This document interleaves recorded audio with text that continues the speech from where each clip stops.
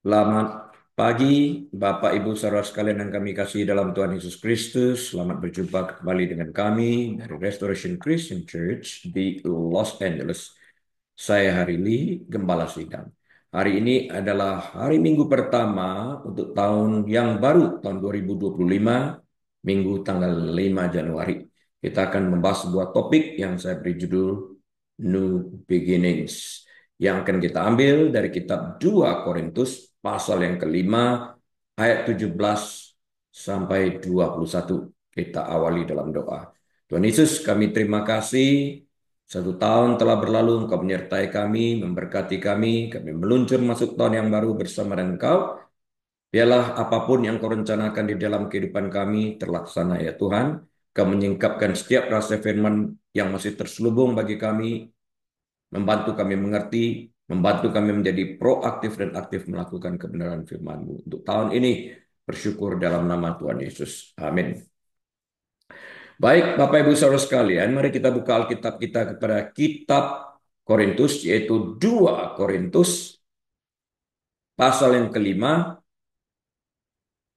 ayat 17 sampai dengan 21. Saya bacakan untuk kita sekalian. Jadi siapa yang ada di dalam Kristus, ia adalah ciptaan baru. Yang lama sudah berlalu. Sesungguhnya yang baru sudah datang. Dan semuanya ini dari Allah yang dengan perantaran Kristus telah mendamaikan kita dengan dirinya dan yang telah mempercayakan pelayanan pendamaian itu kepada kami. Sebab Allah mendamaikan dunia dengan dirinya oleh Kristus dengan tidak memperhitungkan pelanggaran mereka. Ia telah mempercayakan berita pendamaian itu kepada kami. Jadi kami, maksudnya Rasul Paulus bersama tim di sini ya, adalah utusan-utusan Kristus. Seakan-akan Allah menasihati kamu dengan perantaran kami. Dalam nama Kristus kami meminta kepadamu, berilah dirimu didamaikan dengan Allah. Artinya ada orang menolak ini. 21. Dia yang tidak mengenal dosa, murni, pure, dibuatnya menjadi dosa karena kita. Supaya dalam dia kita dibenarkan oleh Allah. Nah, banyak hal terjadi di dalam kehidupan kita, baik sebelum maupun setelah kita percaya kepada Kristus. Dulu kita hidup di dalam dosa, mati di dalam dosa sebelum mengenal Kristus. Tapi setelah mengenal Kristus, sekalipun kita masih dapat berbuat dosa, tapi kita tidak lagi hidup di dalam dosa karena kita menyesali apa yang kita lakukan itu. Nah, saya mulai dengan sebuah ilustrasi terlebih dahulu. Ada seorang anak berkata seperti ini, aku bukan seperti dulu lagi. Aku orang baru. Kata-kata sederhana yang keluar dari mulut seorang anak yang diucapkannya kepada siswa di sebuah pertemuan sekolah. Menggambarkan perubahan yang Tuhan buat dalam hidup anak ini. Geoffrey yang dulunya kecanduan heroin, narkoba, sebelumnya melihat dirinya, dia melihat dirinya sendiri melalui dosa-dosa dan kesalahannya. Dia hidup di dalam itu secara aktif. Namun sekarang ia melihat dirinya sebagai anak Tuhan, seorang yang telah diselamatkan di dalam karya Kristus di kayu salib. Anak ini berkata, aku yang dulu, aku yang lama telah berlalu, telah mati, dan aku sekarang adalah yang baru dalam Kristus. Cuma kita sering melihat orang itu dalam bentuk manusia lamanya. Kita cenderung fokus pada kesalahan orang tersebut. Perhatikan baik-baik ini. Kita cenderung melihat kesalahan orang itu dan membesarkan dan kaca pembesar kesalahan itu, melupakan segala sesuatu perubahan yang terjadi dalam kehidupannya, kebaikannya, kita lupakan total. Ini sulit sekali. Nah, Alkitab mendorong kita dengan janji ini. Jadi siapa yang ada di dalam Kristus, Ia adalah ciptaan baru, yang lama sudah berlalu. Sesungguhnya yang baru sudah datang. 2 Korintus 5:17 tadi. Tidak peduli siapa kita sebelumnya, berapa jahat kehidupan kita sebelumnya, seperti Paulus, jahat, sempat membunuh orang-orang, mengejar orang-orang Kristen, membunuh, memenjarakan dan sebagainya ini. Atau apa yang kita lakukan di masa lalu, seberapa besar dosa kita itu enggak masalah. Saat kita bertobat menerima Kristus, yang lama itu berlalu. Itu kata Alkitab. Itu janji Tuhan Yesus. Ketika kita percaya kepada Yesus untuk keselamatan kita dan menerima pengampunan yang ditawarkan melalui salibnya, kita menjadi seorang ciptaan yang baru. Yang lama sudah nggak ada lagi. Yang baru. Nah, sejak di Taman Eden, kejahatan dan dosa-dosa kita telah memisahkan kita dari Tuhan. Tetapi sekarang ia telah mendamaikan kita dengan dirinya melalui Yesus Kristus Putra Tunggalnya. Dosa-dosa dan kejahatan kita diperhitungkan kepada Yesus dan kebenaran Yesus Kristus diperhitungkan kepada kita. Itu luar biasa. Dosa kita ditanggungkan kepadanya. Our sins has been imputed unto him. Diperhitungkan kepada dia. Kebenaran dia diperhitungkan kepada kita, diberikan kepada kita. Dapat dipelajari dalam 2 Korintus 5 ayat 18-19 tadi. Kita adalah anak-anak yang terkasih, telah dibersihkan dan diperbarui dalam rupa anaknya. Ini yang sulit dimengerti. Kok bisa ya? Roh kita itu diperbarui. Pikiran kita yang harus kita ubah. Karena itu Paulus berkata, kerjakanlah keselamatanmu. Work out your salvation. Dia tidak mengatakan work for your salvation, tapi work out your salvation. Kerjakan keselamatanmu. Setelah kita diselamatkan, pikiran kita masih pikiran lama. Ini yang harus diperbaiki. Roma 12 ayat yang kedua. Yesus membebaskan kita dari dosa dan kuasanya yang mendominasi, serta memulihkan kita ke dalam hubungan yang sama sekali baru dengan Allah Bapa, di mana kita bebas untuk tidak lagi hidup bagi diri kita sendiri, tetapi bagi Dia yang telah mati untuk kita dan telah dibangkitkan. Banyak orang yang dulu selfish, sekarang setelah bertobat menerima Kristus menjadi selfless. Dia mau memberitakan firman Tuhan sekalipun tidak sempurna. Dia mau membuka dirinya menjadi alat di tangan Tuhan. Itu ciri-ciri orang yang telah mengalami perubahan di dalam Kristus Yesus itu sendiri. Iya, dia masih berdosa. Iya, dia tidak sempurna selama hidup di dunia ini. Iya, dia dapat menyakiti hati Tuhan dan sesama. Iya, sebenarnya semuanya itu benar. Tapi ia juga cepat bertobat. Daud dikatakan biji mata Tuhan ini, the man after my own heart, bukan orang yang sempurna. Dia berbuat dosa banyak, termasuk perzinahan dengan Batsheba. Tapi dia orang yang cepat banget bertobat. Memperbaiki kehidupannya dan tidak membuat kesalahan yang sama. Kasih membantu kita mengarahkan orang lain kepada juru selamat kita. Kita membuka diri untuk kebenaran itu. Itu tanggung jawab kita dan harus kita pertanggungjawabkan suatu saat di hadapan tahta suci ini. Apa yang telah kita kerjakan setelah kita menjadi selamat ini?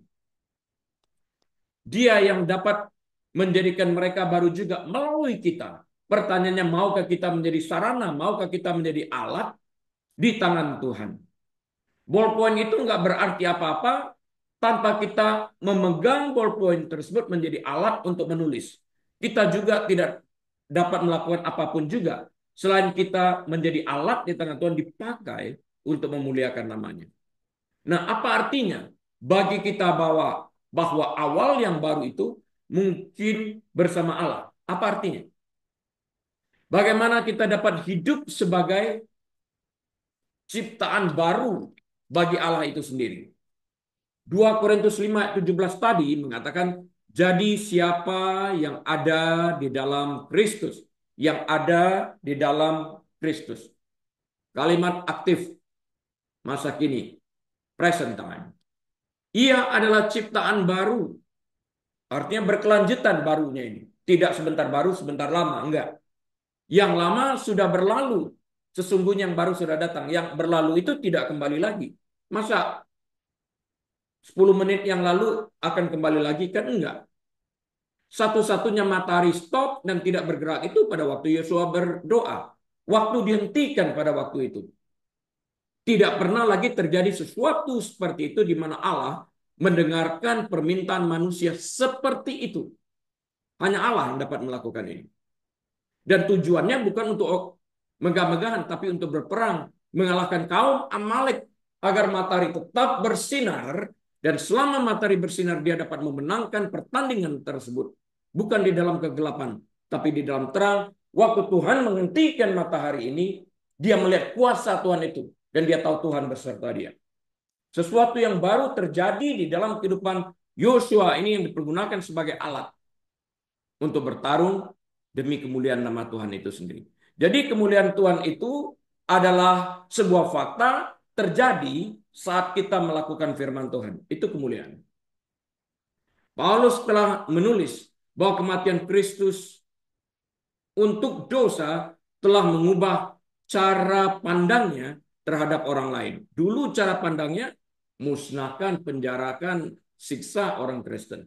Dalam perjumpaannya dengan Kristus di Damaskus, dengan the resurrected Christ, dengan Kristus yang telah dibangkitkan, pola pandangnya berubah sehingga dia bisa melihat dari sisi pandang Kristus. Daripada memandang setiap orang sebagai manusia biasa, orang itu jahat, orang ini itu, orang ini itu. Banyak sekali. Itu menetap di dalam pikiran ini. Bagaimana kalau kita mengubah pola pikir itu? Ya, orang masih bikin kesalahan. Ia harus memandang mereka yang ada di dalam Kristus sebagai sesuatu yang sama sekali berbeda. Apalagi ini digosipkan sebagai, katanya itu orang Kristen, tapi diutamakan kesalahan orang tersebut ditonjolkan dengan melupakan kebaikan-kebaikan yang dilakukannya. Ini jahat. Mereka yang ada di dalam Kristus adalah mereka yang beriman kepadanya. Kebenaran Kristus diperhitungkan. Kebenaran Kristus diperhitungkan bagi mereka. Dan dosa mereka dibayar oleh kematian Kristus sebagai ganti mereka. Lihat ini. Dosa mereka ditimpakan kepada Yesus. Kebenaran Kristus ini ditimpakan atau diberikan, diperhitungkan, hibahkan kepada mereka. Sehingga Bapa melihat kebenaran Kristus waktu Kristus mati di kayu salib. Kebenaran Kristus dilihat di dalam kehidupan orang berdosa yang percaya kepadanya. Bukan dosa mereka, itu nggak terlihat lagi. Yang terlihat adalah kebenaran Kristus yang diperhitungkan kepada orang-orang yang percaya kepadanya. Kalau Allah melihat itu, bagaimana mungkin kita melihat dosa orang? Orang-orang seperti itu adalah ciptaan baru. Mereka yang ada di dalam Kristus telah menjadi sesuatu yang sebelumnya tidak mereka miliki. Identitas mereka telah berubah dari versi diri mereka yang telah jatuh menjadi yang dikaitkan dengan kebenaran Kristus. Itulah diri mereka yang sesungguhnya, yang sebenarnya pada saat ini. Itu yang dilihat Allah. Kalau Allah melihat itu, kita wajib melihat dari sisi sudut pandang Allah itu sendiri.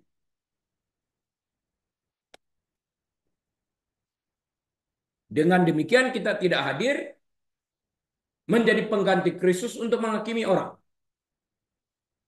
Kebenarannya adalah bahwa versi lama mereka sebelum bertobat, maksudnya di mana mereka hidup dan mati dalam dosa, telah berlalu, diganti dengan versi baru mereka yang telah ditebus oleh darah Tuhan Yesus, darah yang mahal.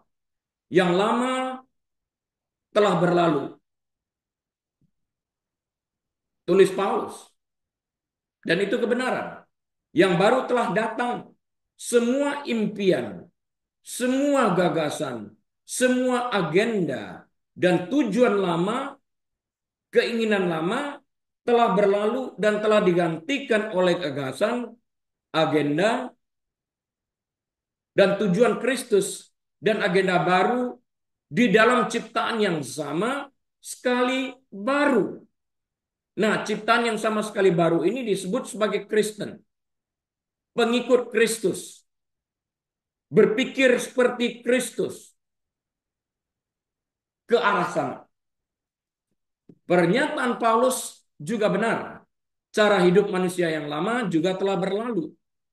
Hukum Taurat yang lama juga sudah tidak berlaku lagi. Kristus adalah perjanjian baru yang telah lama dijanjikan, yang memungkinkan orang percaya diperbaharui sekali untuk selamanya. Karena Kristus cuma mati sekali untuk selamanya, bukan bolak-balik mati. Tanpa ada kemungkinan untuk kembali ke yang lama. Nggak ada lagi. Sekali diperbarui, that's it. Itu iman yang menyelamatkan. Dengan demikian kita melihat orang Kristen sebagai ciptaan baru dalam Kristus. Jangan sampai kita mengubah pandangan ini. Kalau Allah Bapa menetapkan ini di dalam Alkitab, melalui pengorbanan Yesus Kristus, melihat orang yang tadinya berdosa sebagai orang yang dibenarkan di dalam Kristus karena iman kepada Kristus Putra Tunggalnya melalui karya kayu salib, mengapa kita harus melihat hal yang lain? Ini salah, ini dosa. Karena bertentangan dengan pikiran Kristus itu sendiri. Apa artinya orang Kristen adalah ciptaan baru? 2 Korintus 5:17. Apa artinya? Akan kita selidiki. Ciptaan baru dijelaskan dalam 2 Korintus 5:17. Jadi siapa, artinya siapapun juga yang ada di dalam Kristus, artinya yang beriman kepada Kristus, yang ada di dalam Kristus, bukan yang di luar Kristus, yang beriman kepada Kristus, bukan yang tidak beriman kepada Kristus. Ia adalah ciptaan baru. Itu kategorinya. Itu perumusannya. Yang lama sudah berlalu. Sesungguhnya yang baru sudah datang. Seringkali kita mendengar nggak adil ya Tuhan. Dalam hal apa? Mengapa kalau dia sungguh baik, mengapa dia memasukkan orang ke dalam neraka? Hei, Tuhan tidak pernah memasukkan siapapun juga ke dalam neraka. Orang tersebut yang memasukkan dirinya ke dalam neraka karena dia memilih untuk hidup di dalam dosa, menolak untuk beriman kepada Kristus. Itu pilihan. Kata jadi dalam jadi siapa yang ada di dalam Kristus, perkataan jadi itu merujuk kita kembali ke 2 Korintus pasangan kelima ayat 14 sampai 16. Perkataan jadi di sana ya dalam ayat 17 itu merujuk kepada ayat 14 sampai 16 dari 2 Korintus 15. Kita kembali ke sana melihat apa yang terjadi di sana. Jadi kalau kita belajar Alkitab, kita melihat perkataan therefore, sebuah konklusi. Jadi sebuah konklusi. Konklusinya dari mana? Kita kembali kepada ayat sebelumnya untuk melihat apa yang terjadi. Ya, ini cara belajar Alkitab. Jadi kita mengerti dari mana asal perkataan jadi tersebut. Oke? Kata jadi kembali merujuk kita kembali ke 2 Korintus 5 ayat 14-16 di mana Paulus memberitahu kita bahwa semua orang percaya telah mati bersama Kristus dan tidak lagi hidup untuk diri mereka sendiri. Hidup kita tidak lagi bersifat duniawi. Sekarang hidup kita bersifat rohani. Kematian kita adalah kematian dari natur dosa lama yang dipakukan di kayu salib bersama Kristus. Itu dikuburkan bersamanya. Dan sama seperti Yesus dibangkitkan oleh Bapa, demikian pula kita dibangkitkan untuk hidup dalam hidup yang baru bersama dengan Kristus ini. Roma 6 ayat keempat. Manusia baru yang dibangkitkan itulah yang Paulus sebut dalam 2 Korintus 5 ayat 17 sebagai ciptaan baru. Ini melalui iman. Kita beriman. Kita mati dalam kedagingan kita ini. Barang yang sudah mati, siapa yang mati tidak berbuat dosa lagi, kata Alkitab. Ya, mana mungkin orang mati berbuat dosa. Dia dilahirkan kembali, rohnya yang diperbarui. Pikirannya harus dia kerjakan untuk diperbarui. Kita menjadi ciptaan yang baru. Apa itu yang baru? The inner man. Manusia di dalam kita ini. Roh itu yang diperbarui. Untuk memahami ciptaan baru, pertama-tama kita harus memahami bahwa ciptaan baru itu sebenarnya adalah ciptaan yang sungguh-sungguh baru. Sesuatu yang diciptakan oleh Tuhan sama sekali baru.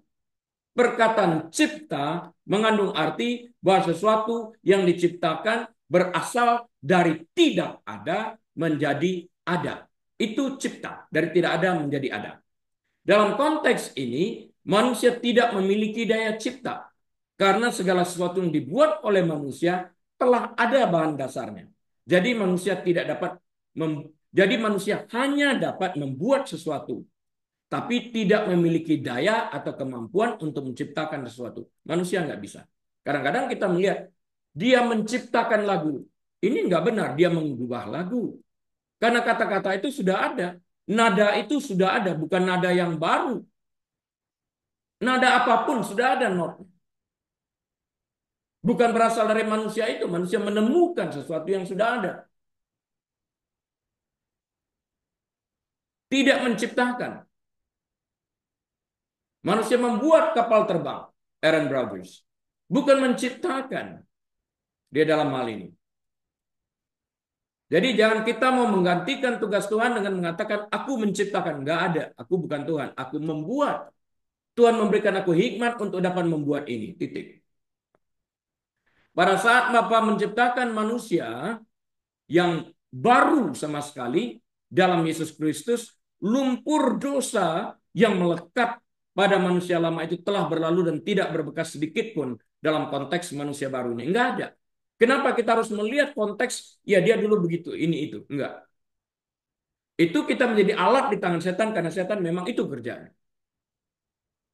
Manusia baru itu sendiri berbicara tentang roh manusia yang diciptakan baru oleh Allah Bapa.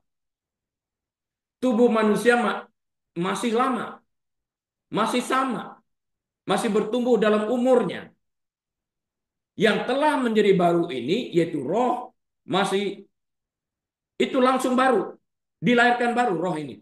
Tapi manusia lama, yaitu pikirannya yang lama ini, yang harus diperbarui.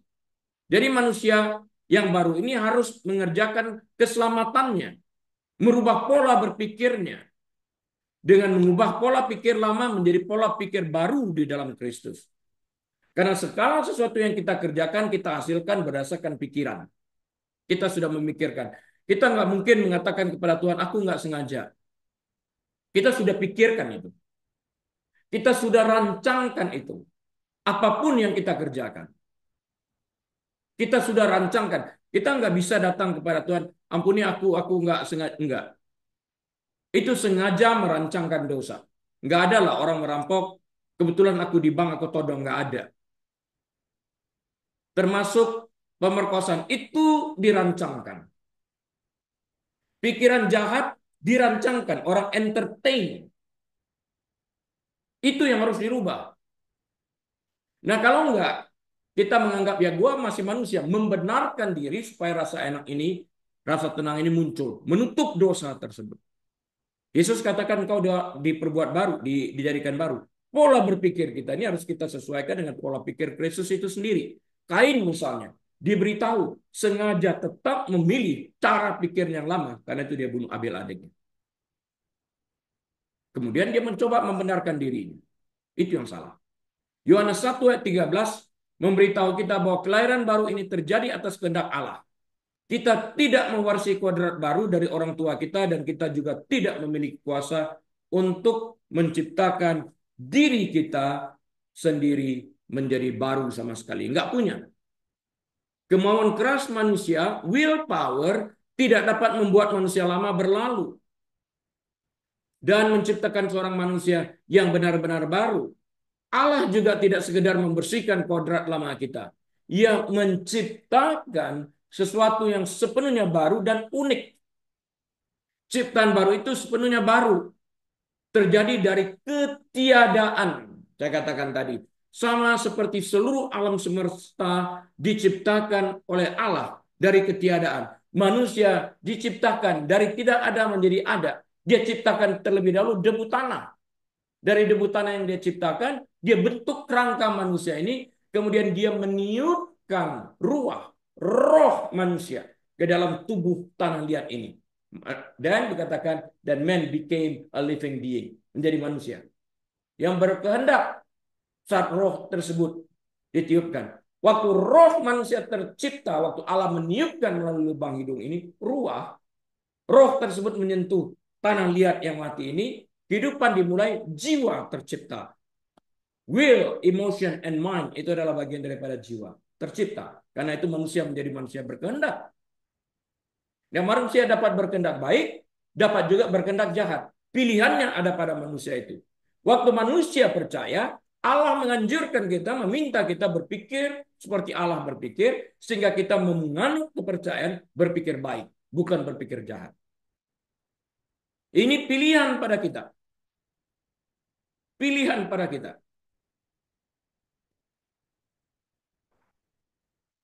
Ciptaan baru itu sepenuhnya baru. Dari tidak ada menjadi ada.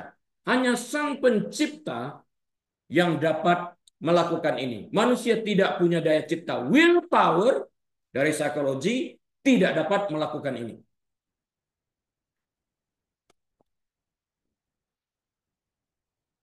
Kedua, yang lama sudah berlalu. Yang dimaksud dengan yang lama adalah segala sesuatu yang merupakan bagian dari kodrat lama. Dari kodrat lama kita. Ya, apa itu? Kesombongan alami, cinta akan dosa, cinta akan pikiran jahat karena itu kita entertain, ketergantungan pada usaha, leaning on ourselves. Padahal kita bayangkan do not lean on your own understanding. Kebiasaan-kebiasaan jahat serta hasrat kita yang jahat sebelumnya itu melekat pada kita. Ini hilang pada waktu kita diciptakan baru. Yang terpenting apa yang kita cintai telah berlalu. Khususnya hanya cinta diri sendiri dan bersamanya pembenaran diri, self righteousness. Artinya tidak ada yang benar di luar sana selain dari diri kita sendiri. Dengan demikian kebenaran kita dipakai sebagai ukuran atau standar kebenaran. Promosi diri, pembenaran diri, self justification, membenarkan diri kita sendiri. Artinya kita membenarkan kesalahan yang kita lakukan dengan berdalih seperti Kain berdalih. Ini hilang. Nggak boleh lagi ada. Ciptaan baru memandang keluar kepada Kristus berdasarkan refleksi dari dalam sesuai dengan apa yang Roh Kudus sampaikan kepada kita. Bukan ke dalam diri sendiri. Ya, ciptaan baru memandang keluar yang berasal dari dalam. Kita lihat keluarnya itu seperti apa. Kita harusnya. Yang lama telah mati, dipaku di kayu salib bersama kodrat dosa kita itu sendiri. Hanya Roh Kudus yang dapat melakukan ini sehingga kita dapat melihat, memandang diri kita sebagaimana Allah memandang diri kita itu sendiri. Seiring dengan berlalunya yang lama, yang baru telah datang. Itu terjadi begitu cepat. Hilang yang lama, yang baru datang. Itu iman. Hal-hal yang lama telah mati digantikan dengan hal-hal yang baru. Yang penuh kehidupan dan kemuliaan Tuhan. Hanya Rasul Paulus mengatakan kerjakanlah keselamatanmu. Maksudnya ubah pola pikir kita ini. Manusia yang lama mengalami kelahiran baru dalam Kristus.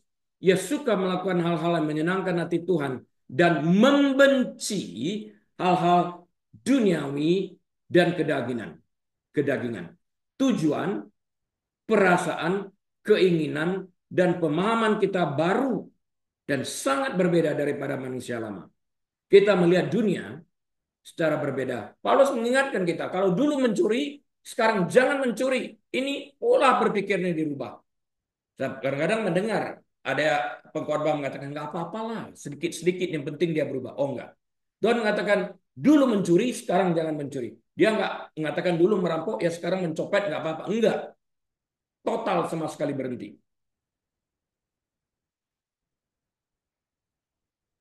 Sesuatu yang baru, yang lama sudah nggak ada. Jadi nggak boleh kita berpikir dalam pikiran yang lama. Itu struggle. Learn, unlearn, relearn. Melupakan kebiasaan lama yang jahat. Learn sesuatu yang jahat. Kemudian kita unlearn sesuatu yang jahat itu. Relearn sesuatu yang baik. Banyak hal yang jahat yang kita pelajari. Kita harus unlearn ini untuk supaya kita mendapat relearn sesuatu yang baru yang baik. Sesuai dengan kebenaran firman Tuhan dari Filipi 4 ayat yang ke-8. Kita tidak lagi melihat Alkitab sebagai sebuah buku seperti layaknya buku-buku lain yang kita miliki. Dan meskipun kita mungkin pernah membacanya sebelumnya, ada keindahan di dalam Alkitab yang belum pernah kita lihat sebelumnya. Dan yang membuat kita heran karena kita tidak menyadarinya. Kecuali kita meracuni pikiran kita tersebut. Sehingga kita tidak dapat melihat ini. Sekarang sudut pandang kita berbeda. Kita melihat Alkitab sebagai satu-satunya tanda petik buku yang memiliki kemampuan membaca kita saat kita membacanya. Tidak ada buku lain apapun yang ditulis oleh manusia yang dapat membaca kita. Hanya Alkitab yang dapat membaca kita saat kita membaca Alkitab. Mengertikan dulu ini. Hanya Alkitab yang dapat membaca kita saat kita membaca Alkitab. Ini bolak-balik. Saya ulang. Hanya Alkitab karena dia firman Tuhan yang dapat membaca kita, berbicara kepada kita saat kita membaca Alkitab. Karena Alkitab adalah satu-satunya tanda petik buku yang dapat membaca kita, maka Alkitab memiliki kemampuan untuk menunjukkan kepada kita isi hati kita yang terdalam, isi hati kita yang jahat, pola pikir yang salah, pola pikir yang kotor, pola pikir yang penuh dengan hal-hal yang bertentangan dengan kebenaran firman Tuhan. Manipulasi, maupun dosa-dosa yang sedang kita rancangkan seperti yang tertulis dalam Ibrani 4 ayat 12. Saya kutip Ibrani 4 ayat 12 supaya jelas ini bukan perkataan saya. Sebab firman Allah hidup dan kuat dan lebih tajam dari pedang bermata dua manapun. Ia, firman ini menusuk amat dalam sampai memisahkan jiwa dan roh. Perhatikan jiwa dan roh, dua komponen ini. Sendi-sendi dan sumsum. Ia sanggup apa? Membedakan pertimbangan dan pikiran hati kita. Waktu kita berpikir jahat, ada secerca sinar yang menyinari ini, suara hati yang berbisik kepada kita. Jangan. Kalau kita keraskan hati kita tetap laksanakan itu. This is my right. Perkataan itu akan muncul. Padahal ini berasal daripada iblis. Kita lakukan. Kita kerjakan. Mungkinkah kita dalam melakukan itu kita telah merugikan orang lain? Sudah pasti. Karena enggak, kalau tidak mungkin Tuhan menempatkan kata-kata itu di dalam Alkitab atau berbicara kepada hati kita. Ya. Dia sanggup membedakan pertimbangan dan pikiran hati kita. Dia bedakan ini. Dia yang tahu. Jadi dia membaca kita waktu kita membaca Alkitab. Hei, hati lu jahat. Tadi semaraga. Dong. Sudah itu Tuhan itu kan hilang suaranya. Tergantung dari kita. Maukah kita melakukan itu atau kita diamkan dan suara itu kemudian hening. Dan kita katakan kepada Tuhan, Tuhan berbicara kepada kami. Yang aku bicarakan aja nggak dilakukan, bagaimana berbicara yang baru? Seluruh permukaan alam tampak bagi kita berubah. Dan kita tampak berada di dunia yang baru. Langit dan bumi ini suatu saat berlalu. Langit dan bumi dipenuhi dengan keajaiban baru suatu saat. Dan segala sesuatu tampaknya sekarang memuji Tuhan. Yerusalem baru. Ada perasaan baru terhadap semua orang. Cinta jenis baru terhadap keluarga dan teman. Belas kasihan baru yang belum pernah dirasakan sebelumnya terhadap musuh. Dan cinta baru untuk sesama dan seluruh umat manusia. Cara kita melihat dunia itu dari sisi yang baru. Dunia yang benar-benar baru ini nanti, Yerusalem baru akan kita nikmati. Nanti. Setelah kedatangan Kristus keduanya. Hal-hal yang dulu kita cintai, dunia lama, pengertian lama, sekarang kita benci. Dosa yang dulu kita pegang, sekarang ingin kita singkirkan selamanya. Ini buah yang sesuai dengan pertobatan, seperti yang tercatat dalam Alkitab. Bear the fruit of repentance, atau bear the fruit worthy of repentance. Hasilkanlah buah yang sesuai dengan pertobatan. Kita menanggalkan manusia lama beserta kelakuannya. Kita menanggalkan. Jadi siapa yang melakukan ini? Kita. Siapa harus menghentikan konsep pembunuhan itu yang ada dalam pikiran Kain waktu Allah mencoba menyetopnya? Kain. Tuhan tidak berdaya menyetop itu karena Tuhan memberikan free will kepada Kain. Dia yang harus stop ini. Kolose 3 ayat 9. Dan mengenakan manusia baru yang telah diciptakan menurut kehendak Allah di dalam kebenaran dan kekudusan yang sesungguhnya. Efesus 4 ayat 24. Bagaimana dengan orang Kristen yang masih berbuat dosa? Orang Kristen yang masih berbuat dosa. Bagaimana dengan mereka? Perhatikan pertanyaannya baik-baik ya. Bagaimana dengan orang Kristen yang masih berbuat dosa? Ada perbedaan antara masih berbuat dosa dan terus hidup dalam dosa. Bedakan dulu. Ada perbedaan antara masih berbuat dosa dan terus hidup dalam dosa. Terus hidup dalam dosa artinya memilih dengan sengaja untuk tidak bertobat dari kehidupan dosa, dari kehidupan lama. Tapi justru dengan sengaja dirancangkan artinya memilih untuk hidup dalam dosa itu. Tuhan mengertilah. Paling sering saya dengar nih. Tuhan mengerti. Iya, Tuhan mengerti. Tapi apakah kamu juga mengerti apa yang Tuhan katakan? Dengan mengatakan Tuhan mengerti tidak membebaskan engkau dari dosa. Tidak sama sekali. Justru engkau tahu itu salah, tapi engkau berharap Tuhan mengampuni kamu. Ini merancangkan dosa dan sengaja menyalibkan Kristus. Ini jahat. Jadi ada faktor kesengajaan. Faktor yang dirancangkan dalam hal ini. Ini jahat dan keji. Tuhan yang tahu ini. Tidak seorang pun mencapai kesempurnaan tanpa dosa dalam hidup ini. Nggak ada. Sebaik-baiknya orang tersebut juga berdosa. Juga bisa menyakiti Tuhan dan sama. Tetapi orang Kristen ditebus, dikuduskan, disucikan hari demi hari. Semakin sedikit berbuat dosa dan semakin membencinya. Setiap kali ia gagal. Ya, kita masih berbuat dosa. Tetapi dengan enggan dan semakin jarang seiring dengan kedewasaan kita. Seiring dengan kedewasaan kita. Diri kita yang baru membenci dosa yang masih menguasai kita. Pikiran kita yang harus diperbaiki. Perbedaannya adalah bahwa ciptaan baru tidak lagi menjadi budak dosa seperti kita sebelumnya. Kita diperintahkan oleh dosa tersebut. Budak dosa, the slave of sin. Budak dosa artinya apa? Budak dosa artinya kita tunduk di bawah perintah dosa itu dan terpenjara dalam kehendak dosa itu. Sehingga kita hidup secara aktif melakukan kehendak dosa itu. Kita berpikiran jangan berpikir seperti itu. My right. Aku terlalu disakiti. Kita lupa Tuhan di dalam hal ini. Bahwa kita menyakiti Tuhan saat kita melakukan itu. Dan kita beranggapan kita bebas. Hukum tabur tua itu terus berjalan. Kita lupa ini waktu itu terjadi. Kita sekarang terbebas dari dosa dan tidak lagi berkuasa atas kita. Roma 6 ayat 6 sampai 7. Sekarang kita diberdayakan oleh dan untuk kebenaran. Ini yang penting.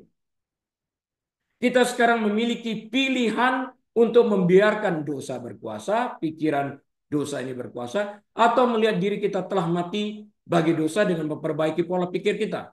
Dan kita hidup bagi Allah dalam Kristus Yesus. Ini sebuah struggle. Learn, unlearn, relearn ini tadi. Yang terbaik dari semuanya, sekarang kita memiliki kuasa untuk memilih yang terakhir, yaitu mati bagi dosa dan hidup bagi Allah. Itu pilihan yang terbaik.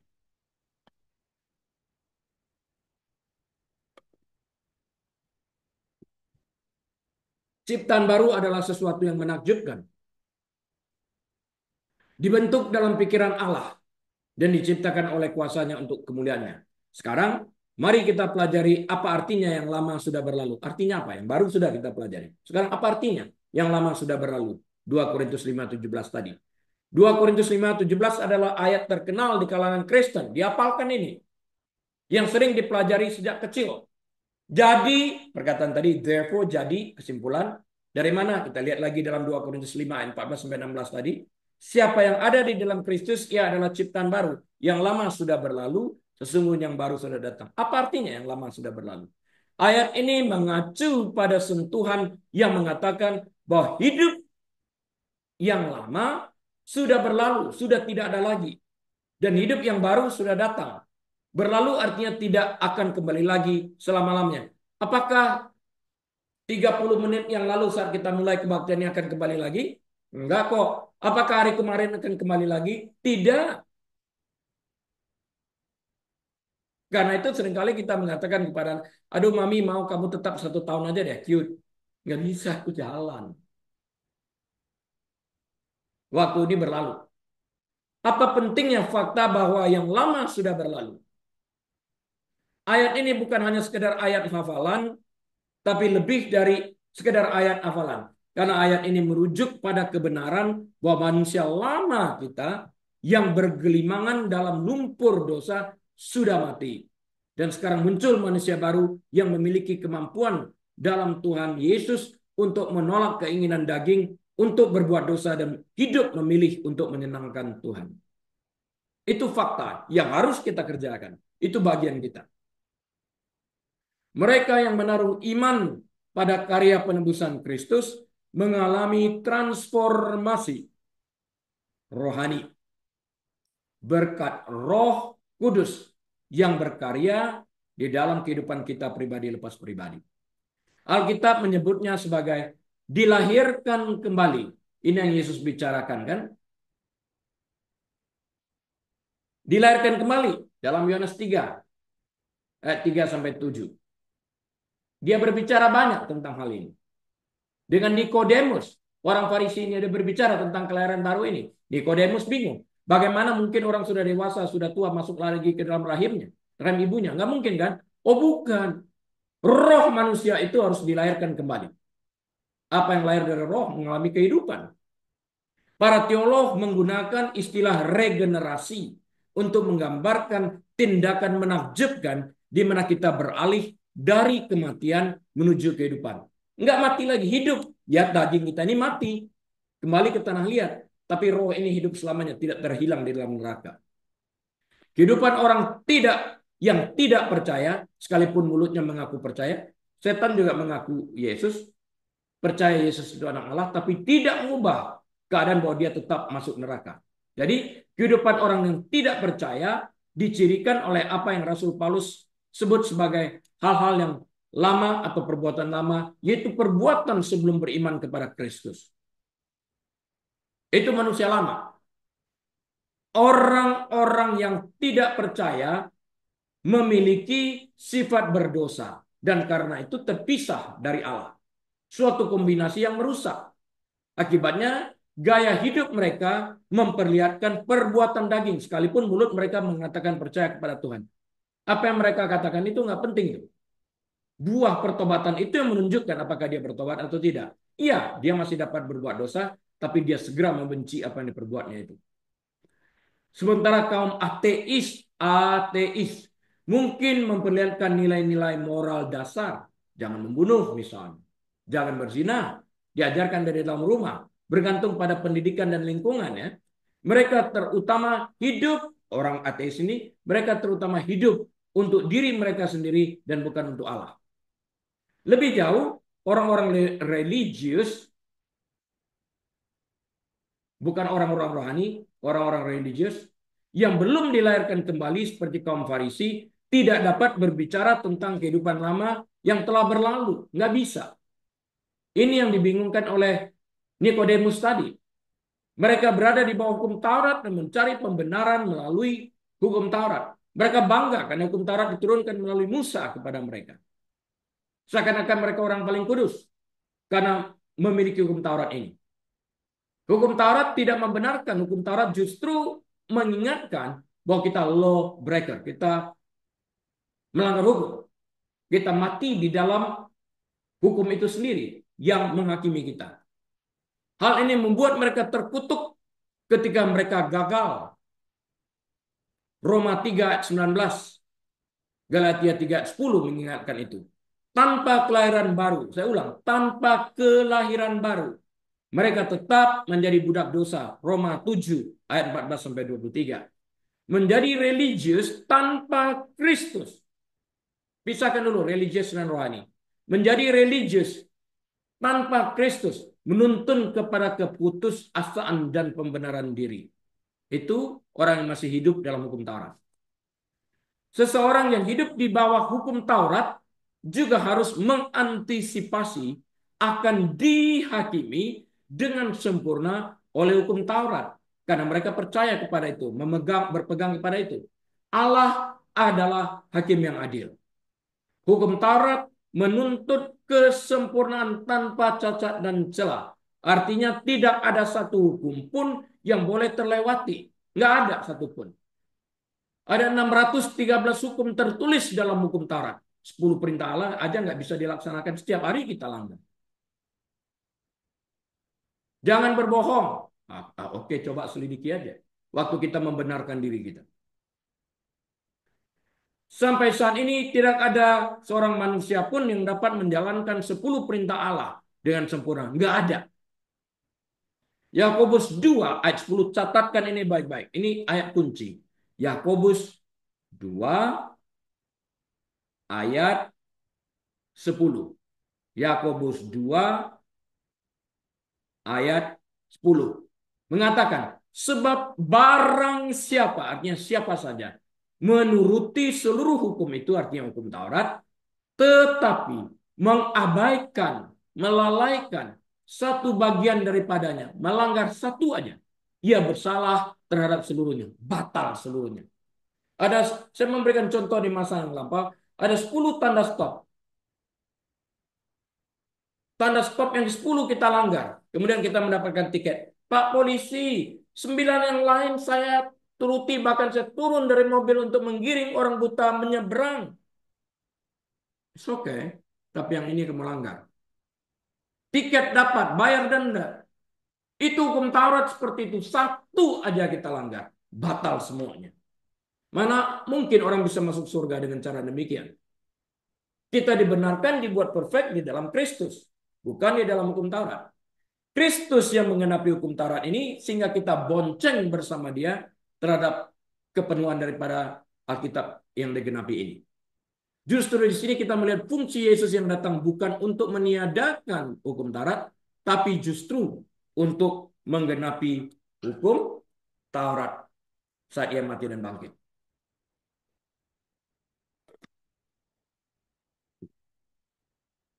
Hukum Taurat berfungsi sebagai sarana untuk mendekatkan kita kepada Kristus. Alkitab bahasa Inggris menyebutnya sebagai tutor. Bukan tutor pengertian hari ini. Tutor, orang yang menampingi kita, mendorong kita sampai kita mengenal kepada kebenaran itu. Hukum Taurat tidak dapat menyelamatkan kita. Hukum Taurat justru mengingatkan kita akan pelanggaran-pelanggaran kita. Dan Kristus datang untuk membayar semua upah pelanggaran kita, yaitu dosa-dosa kita dan kejahatan-kejahatan kita. Sehingga di dalam Kristus kebenarannya diperhitungkan kepada kita dan dosa dan serta kejahatan kita ditanggungkan kepadanya. Yesus bangkit pada hari ketiga sebagai pernyataan bahwa pengorbanannya telah diterima oleh Allah Bapa. Dengan demikian, kita yang lahir baru diselamatkan oleh kasih karunia dalam iman kita kepada Kristus. We are saved by grace through faith alone in Jesus Christ. Jadi hukum Taurat yang ini kasih karunia, grace, mercy and grace, the law of Moses, the grace, mercy and grace of God, berjalan berdampingan, bergiringan. Ya, suatu saat hukum Tauratnya melepaskan diri. Go ahead, ini kasih karunia. Ini kedepannya hanya kasih karunia yang dapat membawa kamu masuk ke tanah perjanjian. Aku berhenti di sini. Ini yang kita lihat di dalam perjanjian lama, di mana Musa sebagai gambaran daripada hukum Taurat mati. Yang membawa masuk orang-orang Israel ke tanah perjanjian adalah Yosua yang merupakan gambaran daripada Yesus Kristus. Hukum yang baru. Yang lama berlalu, Musa dan hukum ini berlalu, dibawa masuklah orang ini oleh Yosua yang merupakan gambaran Kristus. Masuk ke tanah perjanjian. Hukum Taurat tidak dapat melakukan ini. Tuhan berkata kepada Musa, pandang tanah perjanjian itu. Kemudian mati, dikumpulkan.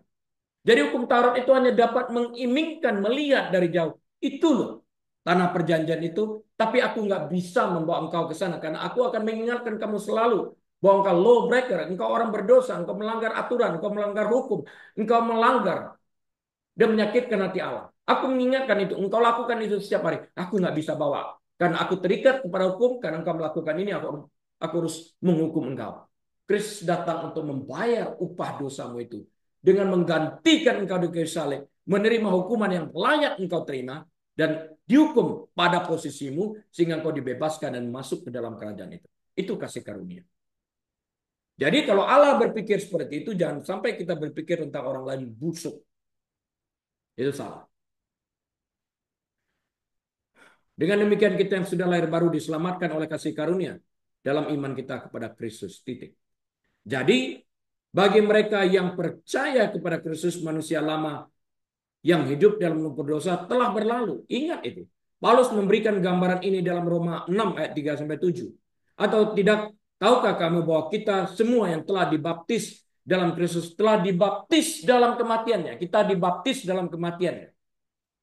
Dengan demikian kita telah dikuburkan bersama-sama dengan dia oleh baptisan dalam kematian supaya sama seperti Kristus telah dibangkitkan dari antara orang mati oleh kemuliaan Bapa, demikian juga kita akan hidup dalam hidup yang baru. Sebab jika kita telah menjadi satu dengan apa yang sama dengan kematiannya, kita juga akan menjadi satu dengan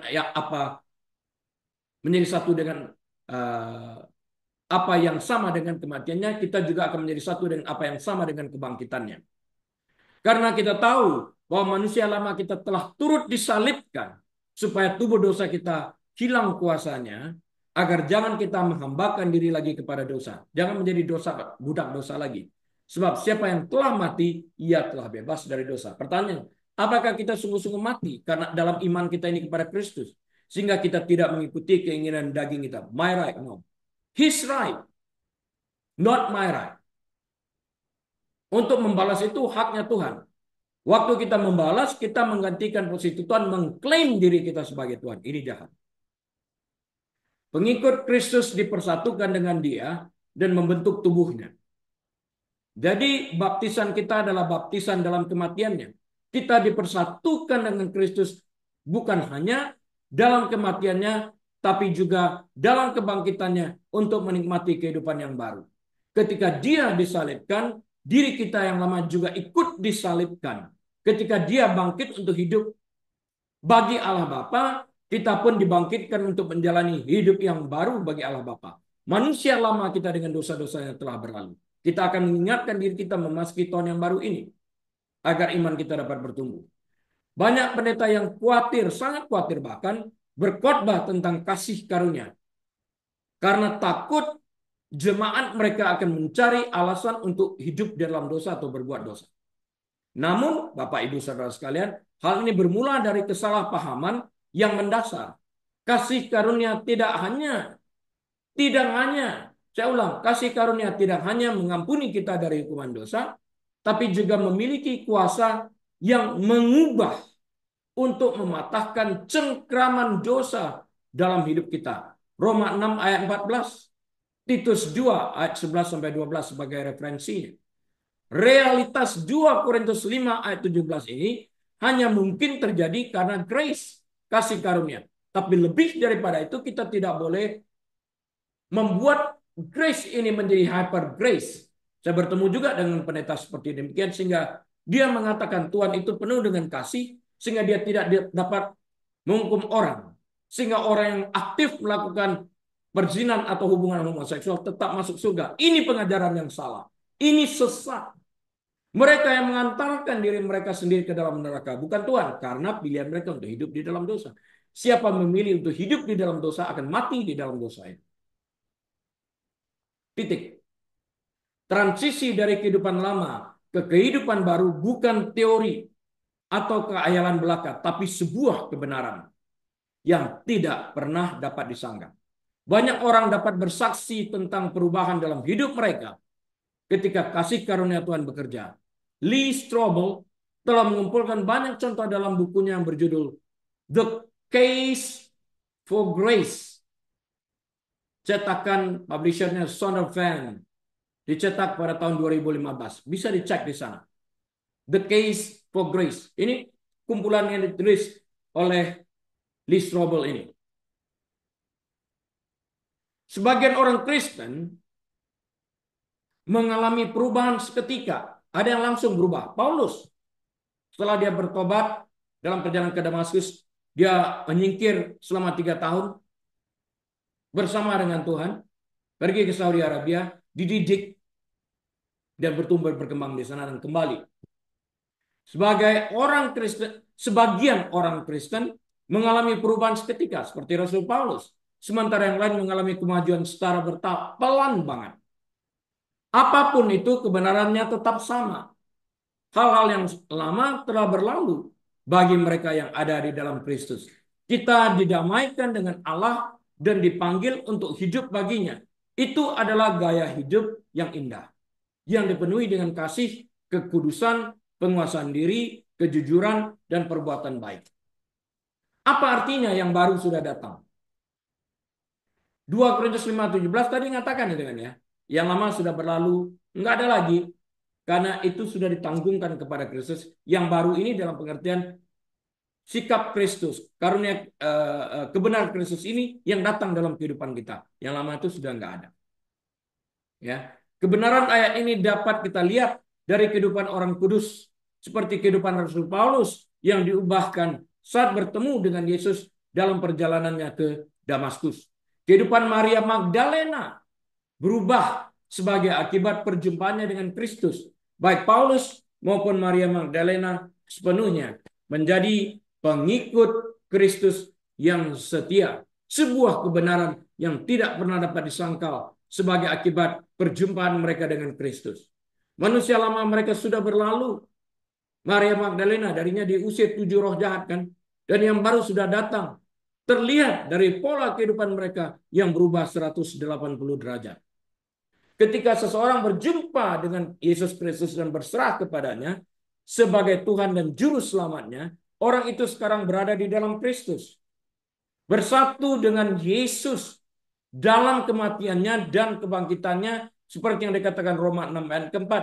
Dengan demikian, kita telah dikuburkan bersama-sama dengan dia oleh baptisan dalam kematian, supaya sama dengan Kristus telah dibangkitkan dari antara orang mati oleh kemuliaan Bapa. Demikian pula kita akan hidup dalam hidup yang baru.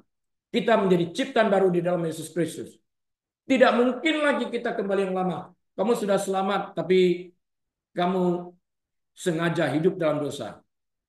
Keselamatan itu perlu dipertimbangkan. Karena orangnya hanya mengaku dengan mulut, bukan dengan hatinya. Mengaku dengan mulut itu percaya dengan aku percaya. Yesus itu Tuhan. Tapi hatinya enggak. Tidak menyelamatkan. Setan juga percaya. Yang menentukan itu adalah iman. Percaya dengan hati. Jika orang percaya dengan hati, perubahan itu terjadi. Ketika seseorang berjumpa dengan Kristus, ia berserah kepadanya. Tuhan itu mengubah hati orang tersebut. Persoalannya, maukah dia mengambil tindakan sesuai dengan tuntunan Allah untuk membuat perubahan? Cara hidup kita yang lama, manusia lama yang telah rusak oleh hawa nafsunya yang menyesatkan, harus dilepaskan, harus ditanggalkan, copotkan manusia lama. Ini kita yang lakukan. Dan kita dikatakan harus mengenakan manusia baru yang telah diciptakan menurut kehendak Allah di dalam kebenaran dan kekudusan yang sesungguhnya. Kita mencopot baju yang lama ini, waktu kita salin, kita ganti dengan baju yang baru. Kita lakukan itu. Waktu kita bayi, ya orang tua kita lakukan bagi kita. Ini bagian kita. Kitab suci mengatakan bahwa ketika Maria Magdalena bertemu Yesus, Yesus mengusir 7 roh setan darinya.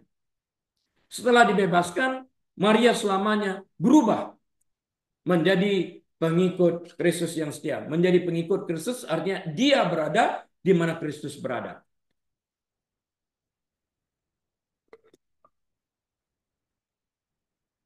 Karena dia berada di mana Kristus berada, dia mendengarkan firman, melakukan firman itu. Ini buah roh. Ini buah yang menghasilkan pertobatan. Jadi melalui persatuan dengan Yesus Kristus, segala sesuatu telah menjadi baru bagi orang percaya yang telah lahir baru. Kehidupan lama kita yang dikuasai dosa tidak lagi mengendalikan kita. Sebab jika kita telah menjadi satu dengan apa yang sama dengan kematiannya, kita juga menjadi satu dengan apa yang ada dengan kebangkitannya. Karena kita tahu bahwa manusia lama kita telah turut disalibkan supaya tubuh dosa kita hilang kuasanya, agar jangan kita mengambarkan diri lagi kepada dosa. Sebab siapa yang telah mati, ia telah bebas dari dosa. Jadi jika kita telah mati dengan Kristus, kita percaya bahwa kita akan hidup dengan Dia. Summary saya adalah seperti ini. Segala sesuatu telah menjadi baru melalui persatuan kita dengan Kristus.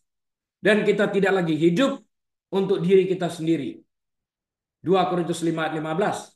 Kepada ciptaan baru di dalam Kristus, Yesus berkata, Aku memberikan perintah baru kepada kamu, yaitu supaya kamu saling mengasihi. Sama seperti aku telah mengasihi kamu, demikian pula kamu harus saling mengasihi. Ayat 35. Dengan demikian, semua orang akan tahu bahwa kamu adalah murid-muridku, yaitu jikalau kamu saling mengasihi. Yohanes 13 ayat 34 dan 35. Daripada hidup untuk menyenangkan diri sendiri, kita sekarang hidup untuk menyenangkan Kristus dan melayaninya. Bagaimana? Dengan meninggalkan manusia lama kita dan berpegang kepada perintah baru. Dan memperhatikan kepentingan orang lain. Jangan mengikuti pikiran kita. My right, no. His right, karena kita hambanya. Amin. Mari kita tutup dalam doa. Tuhan Yesus, kami terima kasih. Engkau telah berbicara kepada kami. Biarlah kami secara aktif melakukan firman-Mu. Jemaat yang dikasihi Tuhan, mari buka hati kita, angkat kedua tangan kita. Terimalah berkat Tuhan. Tuhan memberkati engkau dan melindungi engkau. Tuhan menyinari engkau dengan wajahnya dan memberi engkau kasih karunia. Tuhan menghadapkan wajahnya kepadamu dan memberi engkau damai sejahtera. Tuhan membuat engkau menjadi kepala, bukan ekor. Naik, tidak pernah turun. Diberkati saat engkau masuk, diberkati saat engkau keluar, diberkati bakulmu, diberkati tempat adonanmu, diberkati kandunganmu, diberkati pelayananmu, diberkati pekerjaanmu, diberkati kesehatanmu, diberkati rumah tanggamu, diberkati anak cucumu. Apapun yang kau kerjakan dengan kedua tanganmu, Tuhan akan membuat engkau berhasil agar engkau dapat mempermuliakan Tuhan. Biarlah kita membuka lembaran waktu kita dengan hati penuh dengan ucapan syukur. Dengan hikmat marifat dari Allah Bapa, damai sejahtera dari Tuhan Yesus, dalam persekutuan yang manis dan erat bersama dengan Tuhan Allah Roh Kudus saat ini, sampai selama-lamanya. Yesus Tuhan datang kali keduanya, menjemput kita semua yang percaya kepadanya. Haleluya. Amin. Baik Bapak Ibu Saudara sekalian, atas izin Tuhan, kita akan berjumpa kembali minggu depan. Tuhan Yesus memberkati. Shalom.